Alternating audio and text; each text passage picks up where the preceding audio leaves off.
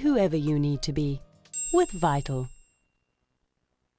One of the most irritating things that can happen to a person during the winter or even just through the changing of the seasons is catching a cold and a flu. You know about it, all the runny noses, feeling feverish, that unexpected cough or sneeze that catches you off guard, all the kinds of things we want to prevent. So today with Andrea from Vital, we are saying no to colds and flus. Are we saying no, Andrea? We're saying no. Can you doi? I can try. No, colds and flus, yeah. We're saying no. But is it possible to say no totally to colds and flus? Absolutely. Scientific evidence shows that if we ingest the right nutrients, it can reduce our risk of catching a cold or flu. Because it's all about boosting your immune system, isn't it? That's right. You know, if you look at winter, or especially now when seasons are changing, lots of people get colds and flu. And often, if I look at our office environment, some people will catch the cold and others won't. The fact is, all of us inhale the same germs. And why do some people get sick? Because the immune system isn't strong enough to fight the infection. Yeah. Now, all too often you hear somebody saying, oh, I've got a cold, oh, I've got the flu. Is there a difference?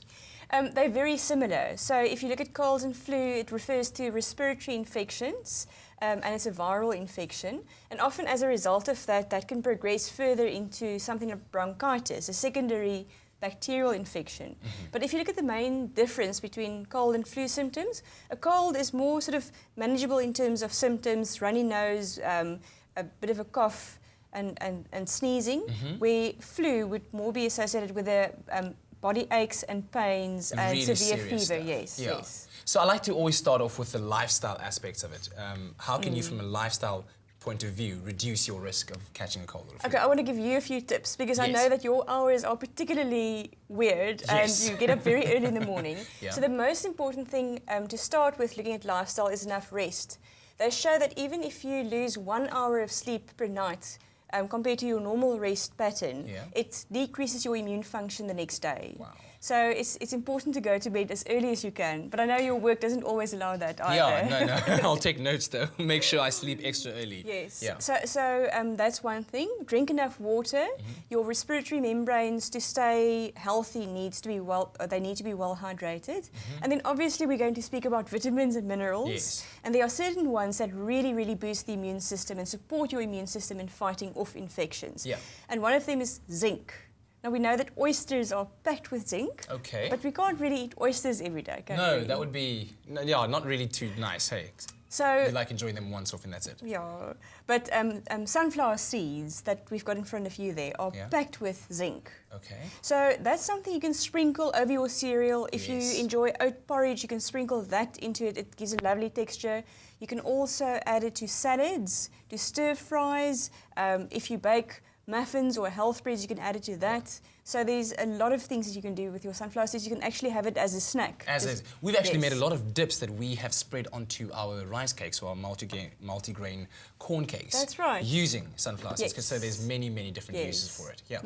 Now I'm looking at this and I'm thinking my grandma used to take a clove of garlic like this, put it into a glass of hot water, and then would brew like a garlic tea. Man, it had the most pungent smell. Well, in the whole she knew kitchen. something. Yeah. Because, and grannies always do, don't they? Yeah. But looking at the medicinal properties, garlic really stands out above all the rest because it has very strong antimicrobial properties. In other words, it kills germs, bacteria, certain viruses, and certain fungi as well. Yes. So looking at colds and flu, garlic is definitely going to help.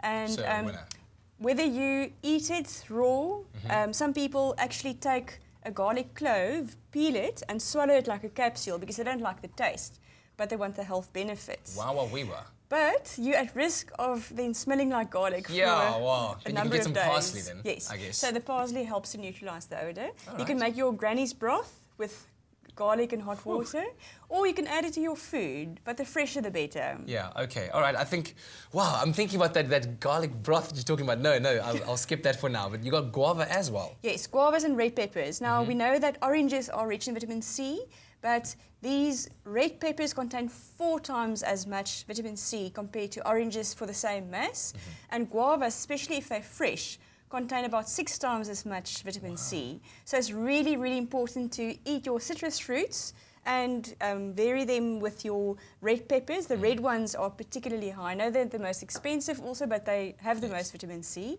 And then fresh guavas. Many people have guava trees in their garden, and you can pick your vitamin C off the tree, right? Yes. Nice and fresh like that. I remember and one of the no lessons. To cold and flu. Yeah. Way. One of the lessons I learned from you is that you said we spoke about getting the therapeutic benefit of, let's say, eating oranges. You need to take about 15 of those a day in order to get your, I think there's 1,000 milligrams.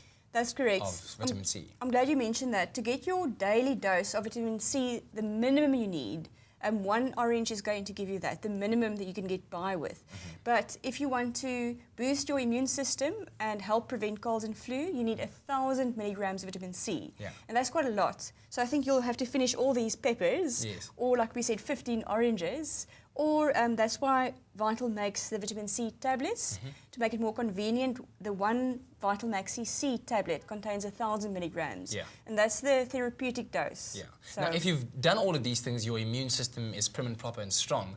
I remember my grandmother always used to say, "No, put on a jacket. You're not going to go outside in the cold like it." Is it just exposing yourself to the cold elements that could actually result in you having a cold? That's such an interesting point. There's very little scientific or medical evidence showing that exposure to temperature changes is likely to increase your risk of a cold. But what time of the year do we get the cold and flu most often? When the seasons are changing. Yes. So I think it's your body adapting and being stressed a bit, and that can weaken your immune system. All right. So yes, put on your jacket. Yes. And your scarf. And your looks, beanie. I'll do it more stylishly though. Kind of yes. Wrap it of around, course. color coded and whatnot. Andrea, thank you very much. Really appreciate it. It's a pleasure. And of course, if you have any more questions, ask them on Andrea's Facebook page, Andrea Du Plessis Vital Expert. My tip though, instead of drinking water like Andrea says, have some rooibos tea with a dash of honey. Huh? My doctor's tip for the day. Follow that one. Be whoever you need to be with Vital. Stay with Espresso and SABC3.